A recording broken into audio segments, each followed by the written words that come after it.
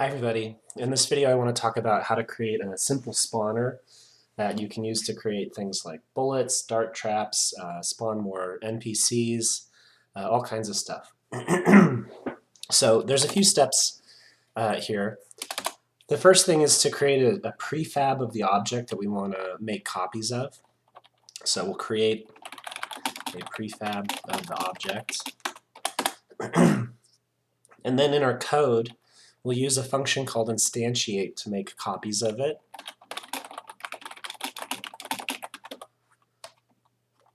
Once you've made a copy, you then want to position that new object wherever your spawner is.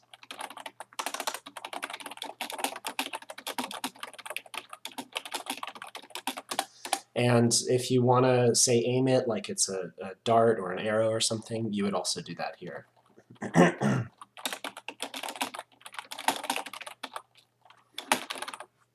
Okay, so let's get into it. Here I have a test scene. I can zoom in. So we'll just make our spawner an invisible object for now. Or we could add some sprite to it, but I'll make it invisible. So I'll go game object, create empty. I'll name this a spawner. And then I also need to create a prefab of the object that I want to make copies of. So what is a prefab? A prefab is a way of saving an object from your scene in your project folder so that you can reuse it later. So to do that, I'll just go into my sprites here. I'm going to make a basic dart trap.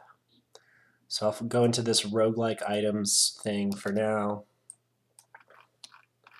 And I'll scroll down until I find, I don't know, maybe this dagger works fine. I'll drop this into my scene. As always, make sure you increase the order and layer a little bit so we can actually see this object. And let me think about this. Let me make a new empty game object here. And I'll put this knife inside of that.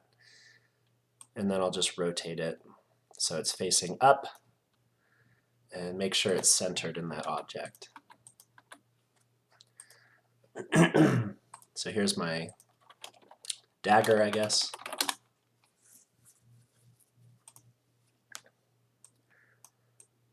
So that's fine.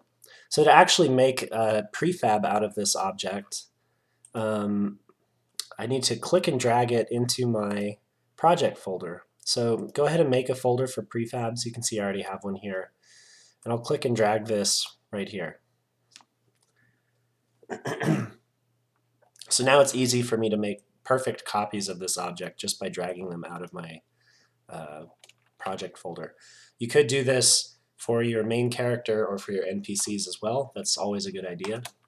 And you can see that these daggers appear blue in the hierarchy. That just means that they're linked to a prefab. And if I change this prefab in the project view by selecting it and clicking Open Prefab, maybe I want to tint this dagger some different color. If I go back to my scene by clicking this little arrow here or that, you can see now all of my daggers have picked up that change. So if you change the prefab, all of the instances of the prefab or all the copies of the prefab will change too. So that's one advantage of using prefabs. I'll delete a bunch of, I'll delete all of these from my scene now because I have a copy of it here. So let's get to the scripting part of this. I'll go to my spawner here. I'll add a component. I'll make a new script. I'll just call it dagger spawner, I guess. And I'll open that up.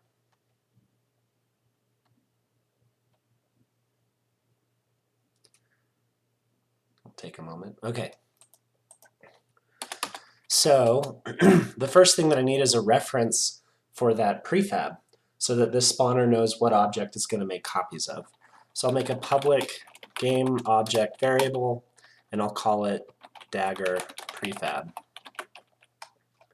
I'll go back to Unity and we should in a moment see it update with that, unless I didn't save it.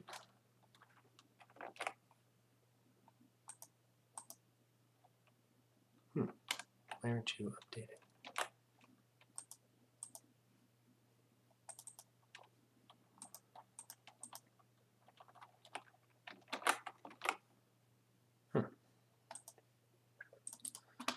I'm going to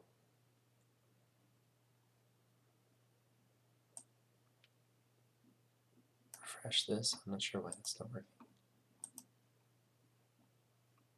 Huh.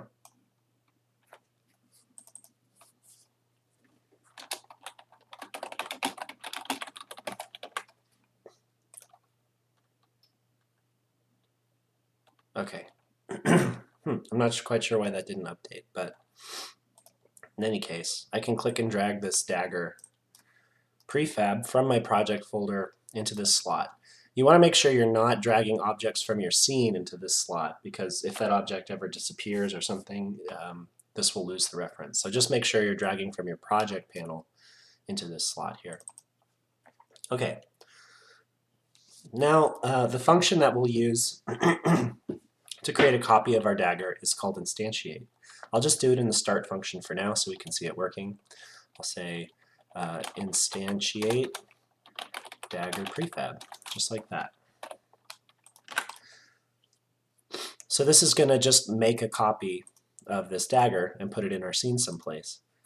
I want to get a reference to this thing, so I'll say game object new dagger equals this. So this is going to return a game object that I can store in here. And now I can set the position of my dagger to match my spawner. So I can say new dagger transform.position equals transform.position, like that. So I've created a new dagger, and here I'm moving the dagger to the same position as this spawner.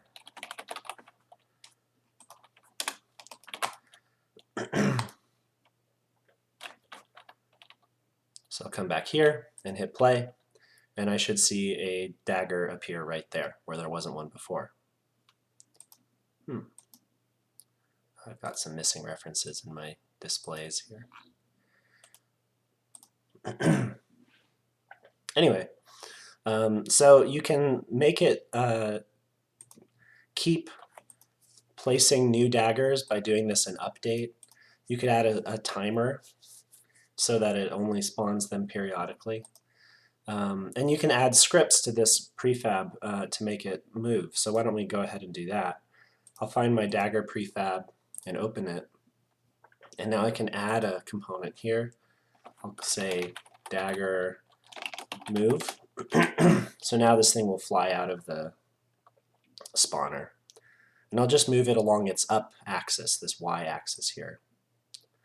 I'll also need a rigid body for this, and probably a collider. Let's do that one. Okay. So, this is the same as our NPCs basically. So I can just fly through this really fast, hopefully. R body.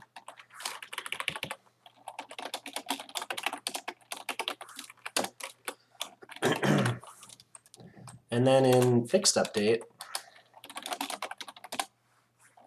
I'll move my rigid body along its own up axis, so whatever way it's rotated.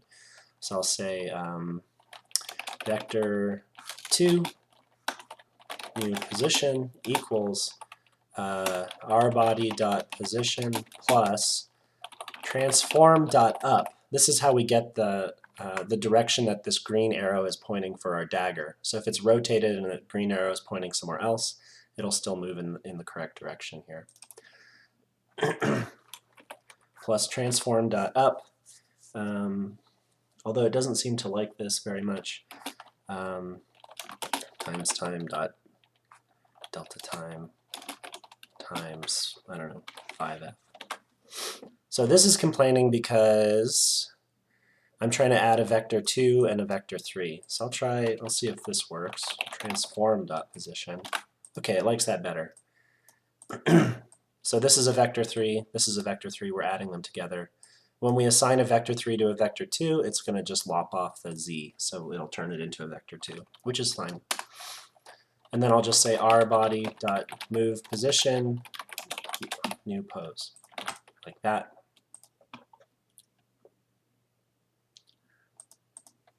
So now this dagger, when it appears, it should fly up until it bumps into a wall.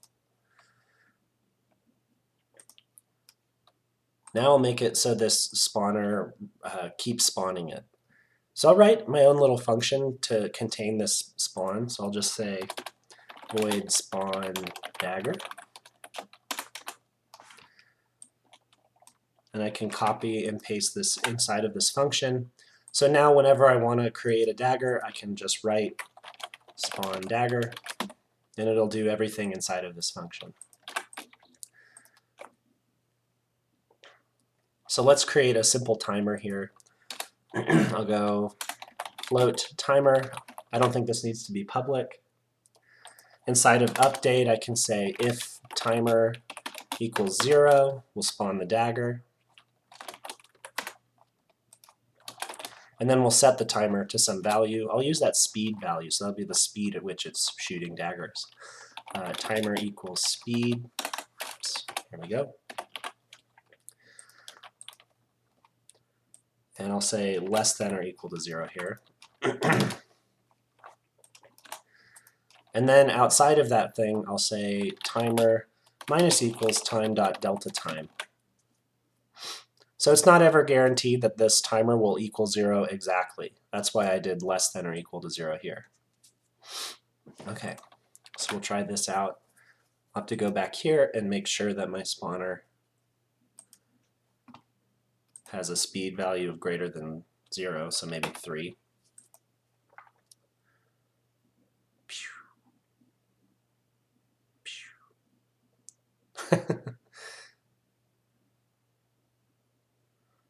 So you probably would want to add something that destroys the dagger when it collides with something. But this is working. I'll let you figure that out.